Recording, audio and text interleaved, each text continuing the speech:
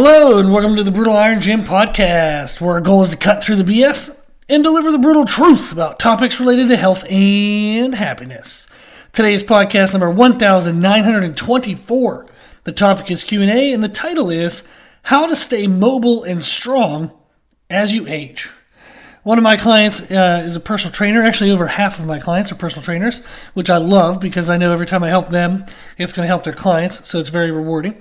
And she reached out and asked and said that she has a new client. It's the 70-year-old mother of an existing client.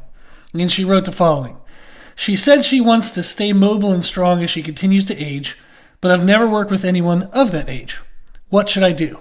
What are the do's and don'ts of training that population? We went on and talked a little more, but I thought that was a great question to address in today's podcast. People are only going to be as mobile and as strong as what they use on a day-to-day basis, or, say 5 out of 7 days a week. Meaning, if you normally don't get down on one knee to do something, and you only do it once a week or once a month, the ability to do that is going to decrease. It is going to feel harder and harder to do over time. If you have to lift a heavy object over your head, if you only do that, say, once every holiday season when you change the decorations in your house, it's going to get harder and harder to do that every holiday. If you want to stay mobile and strong as you age, you have to continue to use your mobility and strength as you age. And actually, that's a little misleading. Because for many people, they've lost mobility, they've lost strength. They've lost a significant enough amount that at some point they think, oh crap, I have to do something about this.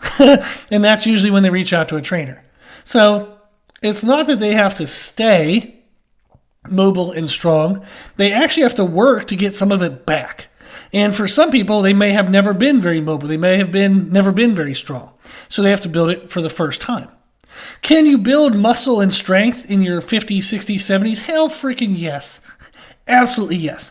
I have actually read studies and I've actually done studies. I've participated in studies with people in their 60s, and we were measuring strength increase and muscle mass increase.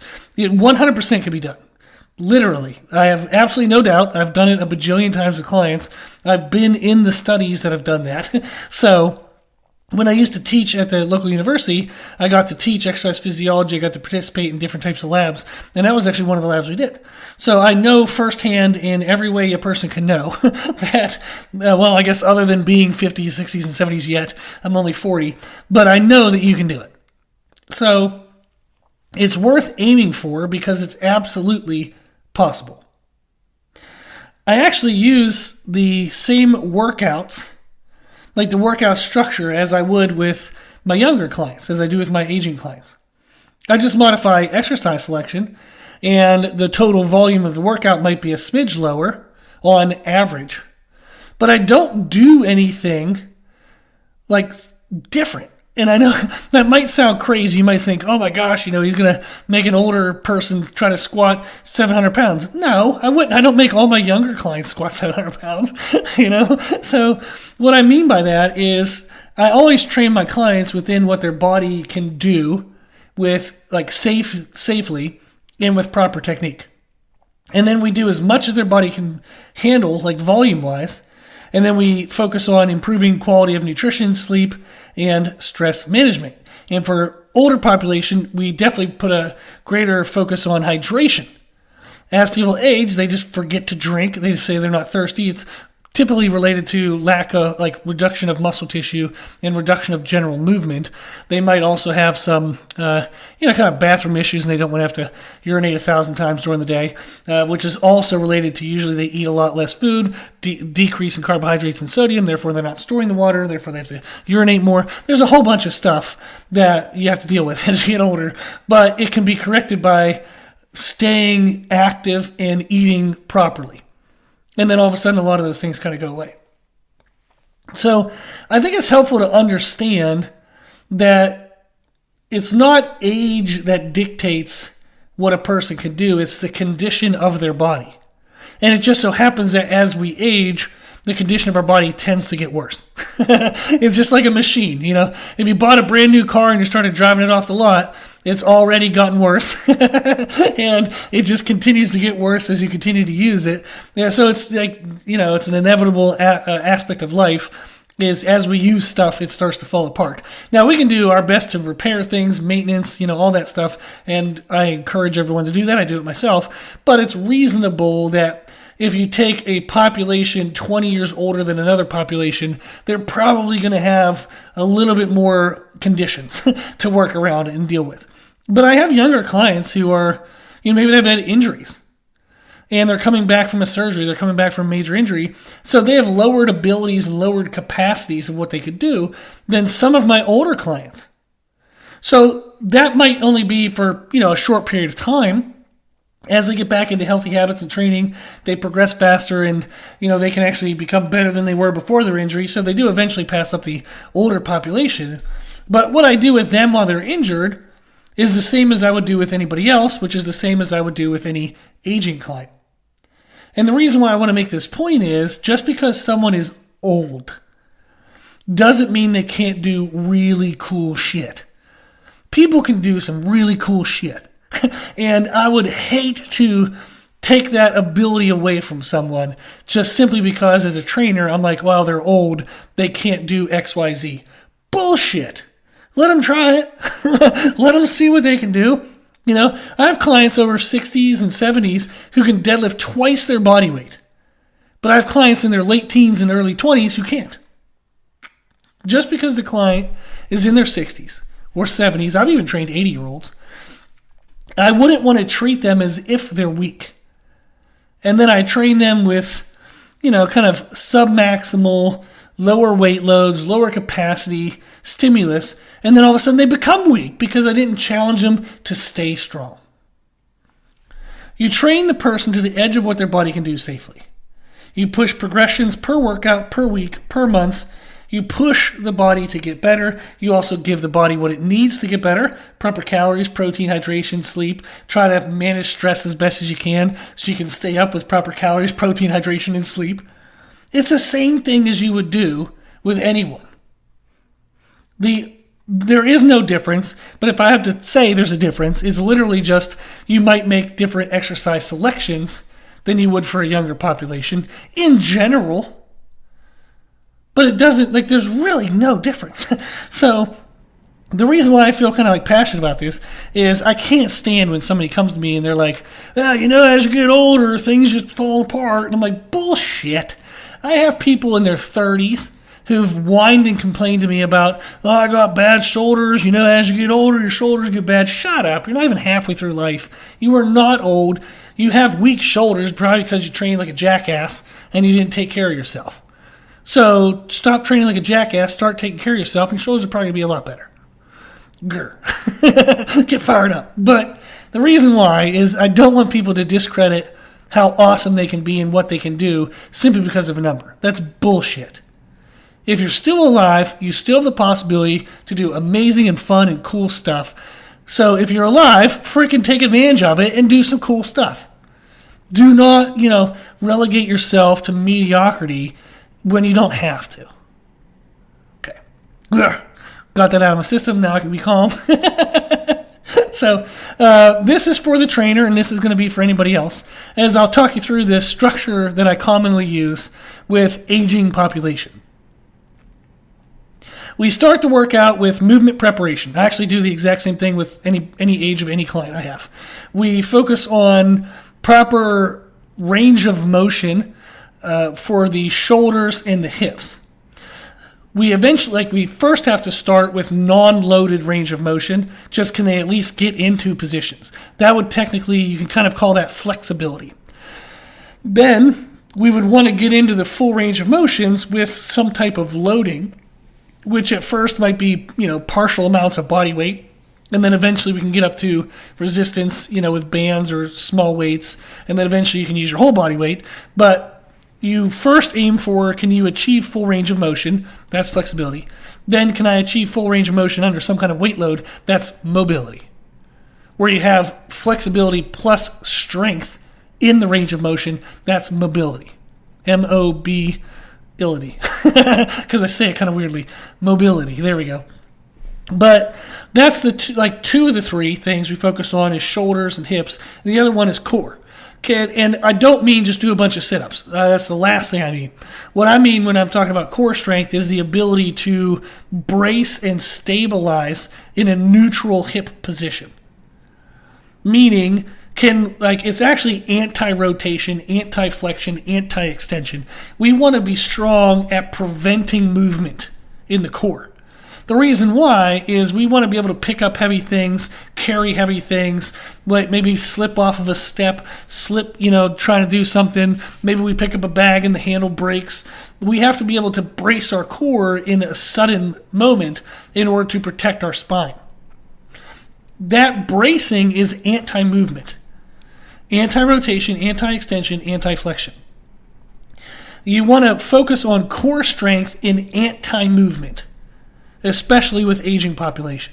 I also do this with anybody who is a strength athlete, and they do really heavy squats, deadlifts, overhead presses, various carries for all my strongman clients and medleys and crazy stuff. We train an enormous amount of core work on anti-movement.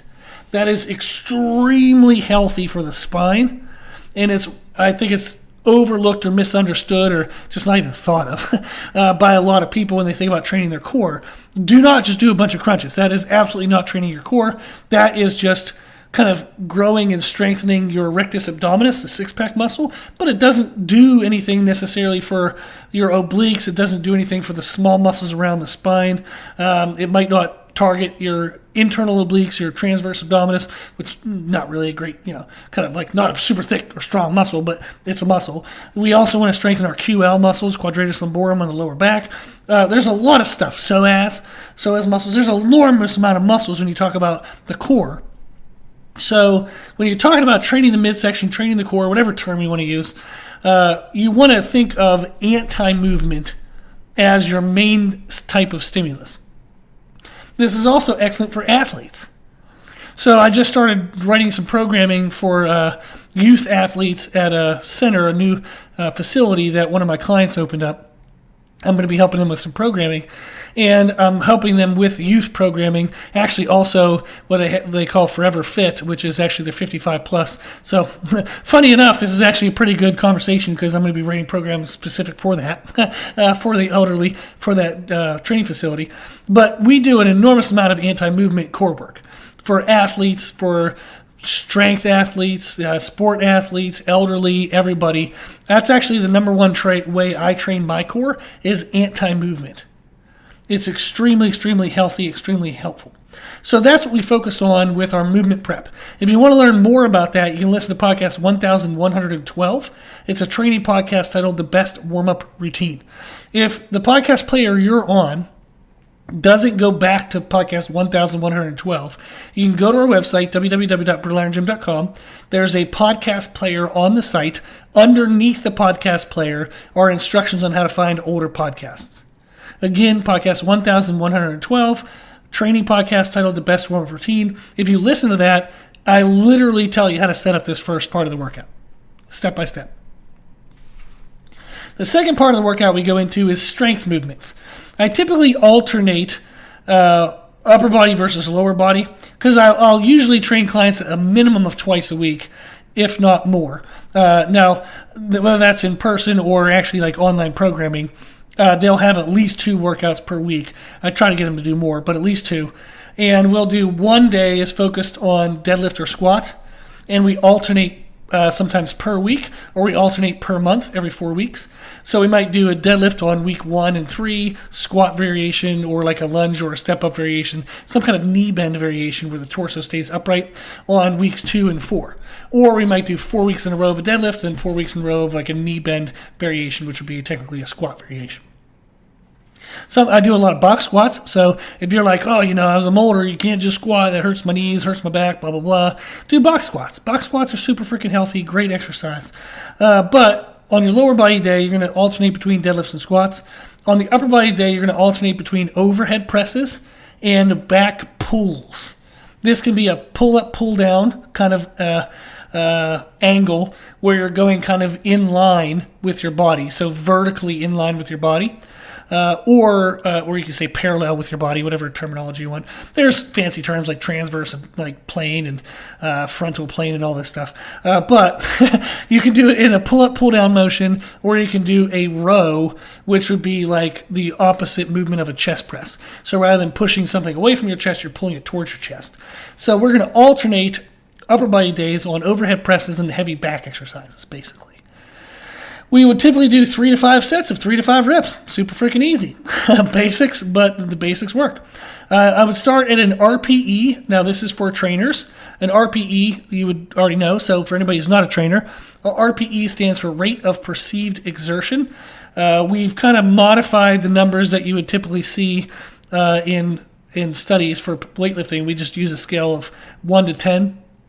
But actually, it's kind of like 5 to 10 is what you'll hear people refer to. 5 is like I'm moving and doing something, but it's not that hard. And then 10 is I literally died while I was doing it. That's what you're going to feel like when you're at an RPE of 10 is if you don't pass out, you're going to be like, oh my gosh, I was about to pass out. So that's kind of the range. 5 is I'm doing something, but it's not really hard. 10 is I may have died in the middle there. So 6-ish is a little hard. 7's a little harder. Starting to get some burn, starting to have some difficult. 8 is, I'm definitely doing some work. Everything I could do it, but it was really getting kind of hard. 9 is, holy crap, that was really hard. If I tried to do anything more, I'd have to really get myself psyched up. And then 10 is, you got psyched up. So when I work with somebody, and this is any age, when I'm introducing a new movement in week 1 of a program, we are not going to be at a super high RPE. There's no way, even my 16, 17, 8-year-olds that come in and want to deadlift their face off, I will not let them do a 10 RPE on week 1. Hell no, because I don't want them to get hurt, and there's absolutely no need for that. The movement is new to them, so their muscles are going to be stimulated and kind of promoted with adaptation, even by just an 8 RPE. Because it's so new, they're using muscles in different positions than what they normally do throughout the day or what they were doing in the last program. You don't need to go 10, you don't need to go beast mode, you don't need to go all out, full send, whatever the terminology is nowadays. You just get an 8 RPE, and that's amazing in a week 1. For elderly, I might just ask them to do a 5 or a 6 RPE in week 1. Let's just do the movement, talk about positioning, and then week 2 we'll add a little bit of weight. So week 1 you might be at 5 to 6. Week 2 maybe 6, 7, 8, depending on if they understand the technique. Week 3 maybe an 8. Week 4 maybe a 9. I very rarely, if ever, push any clients ever to a 10. Even my youngest, healthiest, strongest clients, I rarely ever let them go 10 because it's just not necessary. We'll go 10 at a competition. We might even go 11. But when we're in regular training, typically on heavy max effort lifts, I just want to see where the technique is breaking down or where the muscles of the movement are the weakest. And you can show that in a 9 RPE. There's no need to go to a 10. Very rarely, if ever, do I have people go to 10s. This is why when I coach powerlifting clients, we almost never do a deload week. We'll do it when life gets chaotic or maybe they get sick, but we don't typically plan a deload week because I try to control the intensity of their program, and they don't need a whole freaking week off every 4 weeks. It's stupid. You're just wasting so much time. You're wasting 20% of your time. So I am a big fan of keeping your RPE at 7, 8, and 9 and kind of floating around there all the time. It's slow and steady wins the race. I know no one wants to run the race slow and steady, but you'll be much happier and you'll thank me when you're setting PRs, crushing goals, top 10 in the world, IFBB pro cards, all this stuff. After a decent amount of time, you put in some good years, and all of a sudden you're on the top of the mountain, and you're feeling great, and you're healthy, and you can stay on the freaking top. You know how to flash in the pan, you get there, and all of a sudden you're beat up, and you have to quit everything, and all of a sudden you don't even lift weights 3 or 4 years later. So that is the sets and reps, 3 to 5 sets of 3 to 5 reps. After the strength movement, we go to accessories, and for the elderly population, I emphasize a lot of carries. because that's just really great kind of functional strength that they would need in life, will carry anything and everything. And it can be carry at the waist, it can be carry at the chest, it can be carry overhead. You name it, we'll pick it up and we'll walk with it. Anything, all varieties are welcome. The more chaotic and crazy and weird, as long as it's safe, the better. Just make them carry some weird stuff and talk about core neutrality and, spine health and blah, blah, blah, blah, blah. Just make sure they're safe. But carries.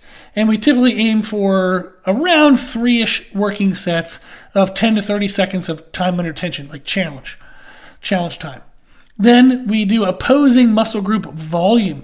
What this means is if it's a lower body day and I'm doing deadlifts, that is a hip hinge. You're going to be focusing mostly on glutes and hamstrings and core stability.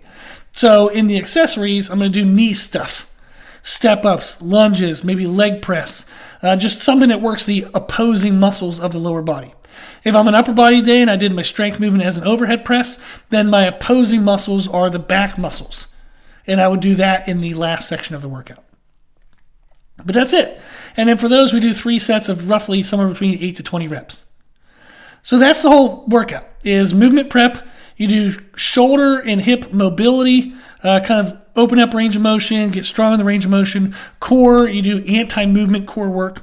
Then we do strength stuff. Then we do accessories, which is carries and opposing muscle group volume. That's it. There you go. Follow that program structure, plug in new exercises every 4 weeks, teach them what they're doing in week 1, progress the intensity weeks 2, 3, and 4, and then get brand new movements the next week and start it all over again. There you go. If you follow that, you will be a ridiculously successful trainer. You will crush it. Their clients will crush all their goals. Make sure they're following nutrition. You can go to our website, www.brutalirongym.com. Go to our free nutrition education page. The first document there is create your own nutrition program, and it'll teach you as a trainer or yourself how to write your own nutrition program. So if you are a trainer or you're an elderly person, this is how you do it. There's all the answers, everything you need. The website has the free nutrition information. This podcast gave you the structure of how to structure your workouts, including sets and reps and some exercise selection ideas. There you go. So the general theory of staying mobile and strong as you age is use it or lose it. And if you've lost it, go get it. If you need anything, reach out. My email is brutalirongym@gmail.com. If you like the podcast, please share the podcast. If you like the podcast, please consider donating to support the podcast, which you can do on our website. Also, if you like the information we share in the podcast, you can find more from us on our social media channels. You can find us and follow us on Instagram and YouTube under the name Brutal Iron Gym. As always, I hope this was helpful, and thank you for listening.